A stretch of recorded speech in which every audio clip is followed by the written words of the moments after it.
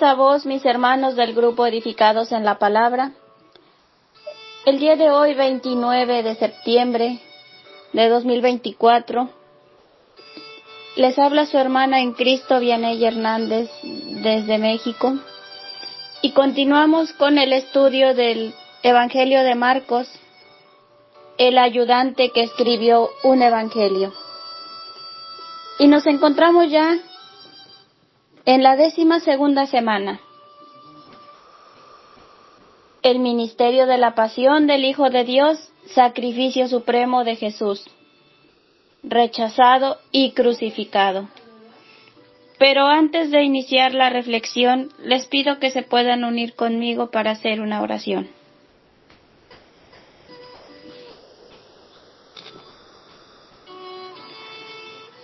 Eterno Dios, buen Padre Celestial, Jehová de los ejércitos, Creador del cielo, de la tierra, de todo lo que nos rodea y de cada uno de nosotros. Te damos gracias primeramente por la vida que nos concedes, porque nos has permitido ponernos en pie en este día. Y te damos gracias porque nos permites este momento de conexión para aprender de tu palabra, para poder atesorar cada letra, Señor, que nos has dejado. Bendito Padre, no queremos continuar sin antes rogar tu dirección. Que primeramente seas con tu sierva quien ha de ser usada para poder exponer la reflexión de este día. Pero que de la misma manera seas con cada uno de mis hermanos que se encuentra del otro lado, Señor, escuchando, que va rumbo a su trabajo, que está realizando quehaceres del hogar, que ha dispuesto un momento, Padre, para aprender más y más de ti, para crecer, para edificarse espiritualmente.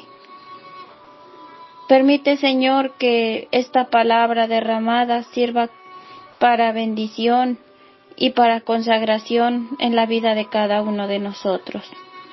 Guía mis palabras, bendito Padre, y también, Señor, prepara cada corazón para que la palabra hoy vertida sea de bendición, bendito Padre. Nos abandonamos en tus manos y te pedimos estos favores no por ser buenos o merecedores de ello, sino por los altos y sublimes méritos de quien está sentado a tu derecha, nuestro Señor Jesucristo. Amén. El tema de hoy se titula Complot para matar a Jesús. Un cuadro de la Pascua y muerte de Jesús. Por favor, le pido que traiga a su mente una celebración de boda, la felicidad y el gozo que implican los preparativos. Sin duda es un momento especial, de alegría, tantos preparativos que rodean el festejo. Pero también imaginemos que a la par del festejo, la esposa planea el asesinato de su esposo. ¿Cómo? ¿Le suena incongruente? ¿Inimaginable? Por supuesto. Esto no puede ser así, es impensable, mis hermanos, mis queridos oyentes. Justo esa situación de escenas tan opuestas veremos en los versículos en los que vamos a meditar el día de hoy. La base bíblica se encuentra en Marcos 14, en los versos 1 y 2, en el que el autor confronta dos sucesos opuestos, pero son pasajes que relatan la etapa final de la vida de nuestro Señor Jesucristo antes de ser muerto. A la letra dice la Escritura. Verso 1. 2 días después era la Pascua y la fiesta de los panes sin levadura, y buscaban los principales sacerdotes y los escribas cómo prenderle por engaño y matarle. Verso 2. Y decían: no durante la fiesta, para que no se haga alboroto del pueblo. Amén. 2 versículos breves se mencionan: la Pascua y luego a los religiosos complotándose para dar muerte a Jesús. Increíble imaginarse 2 escenas tan opuestas. Si bien estas 2 declaraciones unen la muerte de Jesús a la Pascua. Por un lado tenemos la Pascua, que era una fiesta, una ocasión de gozo, una festividad. Era la celebración de la gloriosa liberación del pueblo de Dios de la esclavitud de Egipto. Sin embargo, en la contraparte, podemos notar el complot para matar a Jesús. Los religiosos planearon dar muerte a Jesús durante los mismos días de la gozosa planificación. Así es, se estaba planificando la muerte de Jesús. Primeramente, reflexionaremos sobre la Pascua. Históricamente, para muchos de nosotros que tenemos pues ya conocimiento de la historia del pueblo de Dios, la Pascua se refiere al pasado, el tiempo en el que Dios libró a Israel de la servidumbre egipcia. Recordemos que Dios había enviado plagas ante el endurecimiento del faraón, y la plaga última era la muerte del primogénito. Pero le pide a su pueblo que se prepare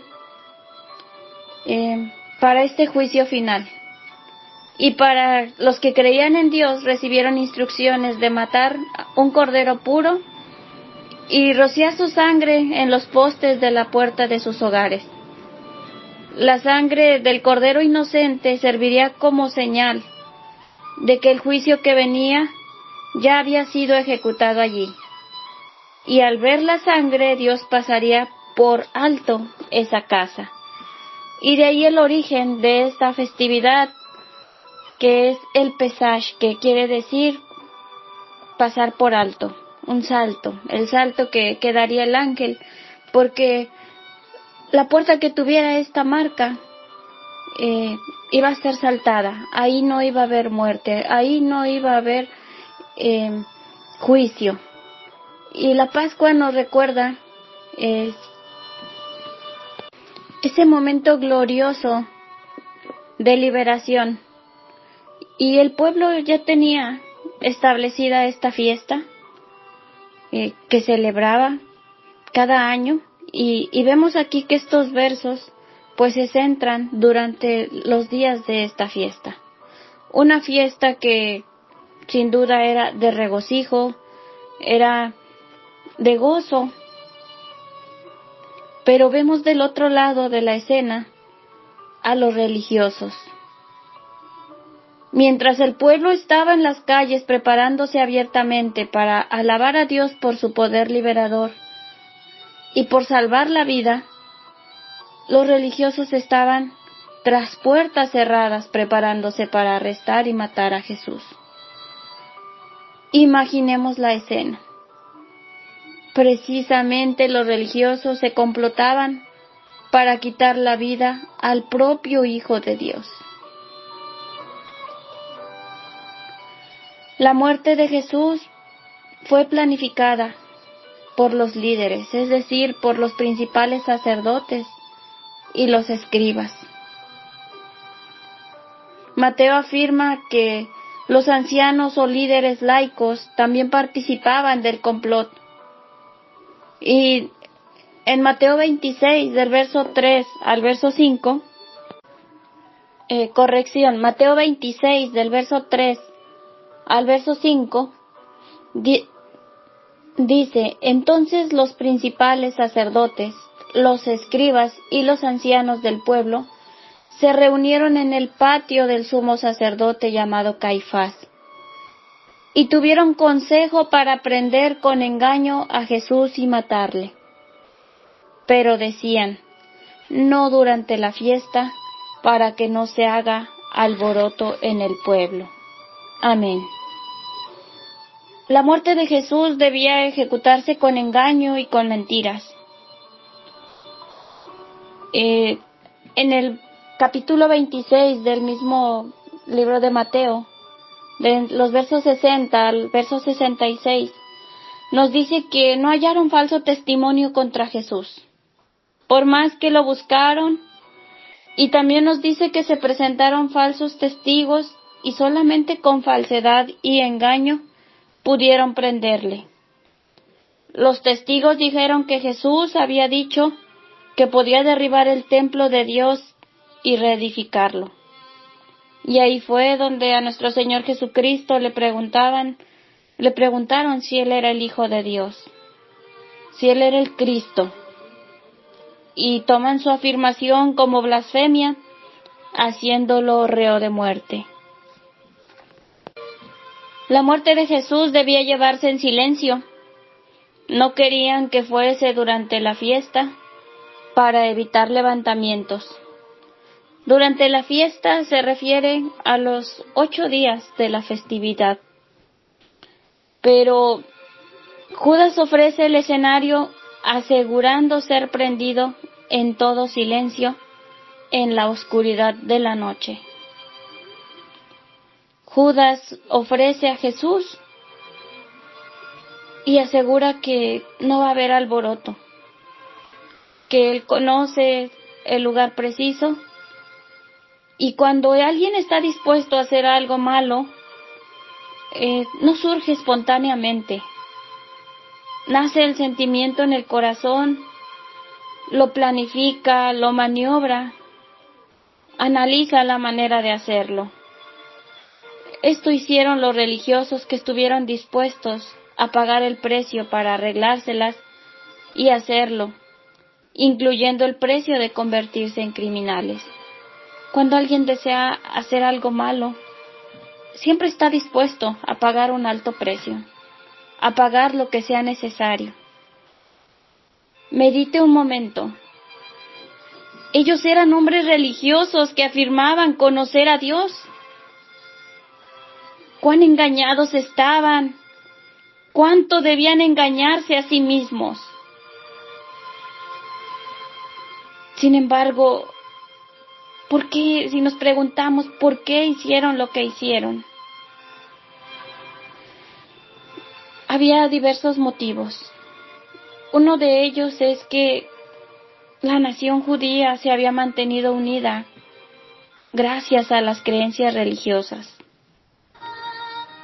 La religión de los judíos era una fuerza que los unía, que los mantenía juntos, particularmente en lo referido a sus reglas religiosas que regían el sábado, que regían el templo, además de que tenían la convicción religiosa de haber sido llamados por Dios para ser un pueblo elegido, distintivo.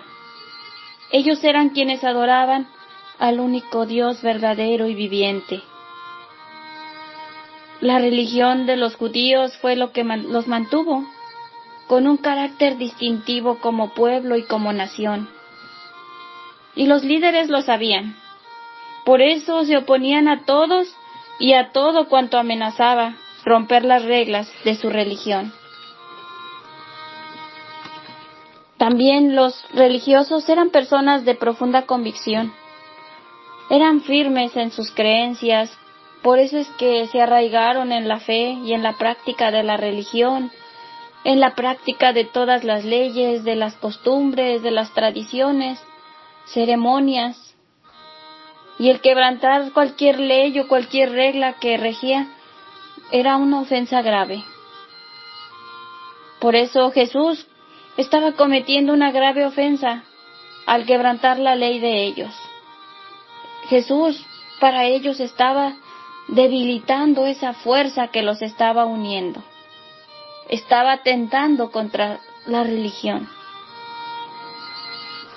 También los religiosos eran hombres que tenían una profesión, tenían una posición, eran reconocidos, estimados, tenían el sustento, la seguridad, y cualquiera que se opusiera a lo que ellos creían y enseñaban era una amenaza a todo lo que ellos poseían. Entonces, sentían que Jesús era una amenaza. También los religiosos eran expuestos por Jesús. Y para que la gente conozca la verdad, Jesús tenía que destacar en qué estaban equivocados y qué es lo que debían hacer para estar bien con Dios. Los religiosos sencillamente no lo soportaban. Se rehusaron a creer que eran inaceptables ante Dios. Ellos, después de todo, eran los religiosos del día. Ellos eran quienes profesaban servir a Dios. Ellos eran sin pecado. Cualquiera que los acusara de tanto error y tanta depravación no podía proceder de Dios. Incluso le decían que él tenía que ser de Belcebú. Pero también pensemos que entre los religiosos no nada más había quienes se oponían a Jesús. Algunos eran sinceros, algunos tenían una profunda convicción acerca de su religión. Algunos creían de verdad que Jesús era un impostor, era un engañador, un Mesías falso. Recordemos a Saulo de Tarso, quien después sería el apóstol Pablo. Él es un ejemplo de la posición de estos religiosos que estaban convencidos que realmente Jesús no era lo que decía ser. También había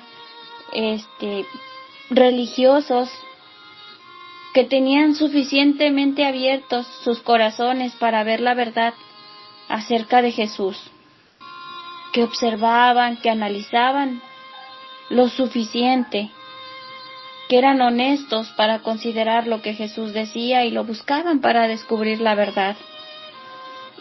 Y tal es el ejemplo de Nicodemo. También en algunos versos nos hace notar que había quienes creían y confiaban en Jesús, que le avisaban sobre las disposiciones, sobre quién estaba en contra. Algunos eran sacerdotes y ministros profesionales que miraban a Cristo como una amenaza. Ellos defendían sus posiciones por el prestigio, confort, sustento y la seguridad que de ellas recibían. Por eso se oponían de manera más bien vehemente a Cristo. Caifás y Anás serían ejemplos de estos sacerdotes y ministros. Sin embargo, había un error. En las prácticas había un error y nuestro Señor Jesucristo era necesario que lo hiciera notar. Ellos interpretaban mal y corrompían la palabra de Dios. A los ojos de Dios cometían un pecado grave tras otro. Rechazaron el camino de justicia de Dios. Rechazaron al Mesías, a nuestro Señor Jesucristo. Eran tan cerrados que permitieron que la religión, con sus tradiciones y rituales, con sus ceremonias y reglamentos, se volviera más importante que el suplir las necesidades básicas de la vida. La religión era más importante que la necesidad que el hombre tiene de Dios y de salud espiritual, mental y física. Jesús, como verdadero Mesías, necesariamente tenía que exponer semejante error. Mis hermanos, estimados oyentes, Dios analiza los corazones. En Jeremías 17:9 dice: Engañoso es el corazón más que todas las cosas, y perverso. ¿Quién lo conocerá? ¿Quién conoce los corazones? Y en el siguiente verso responde, yo, Jehová. Amén. Dios analiza nuestro corazón.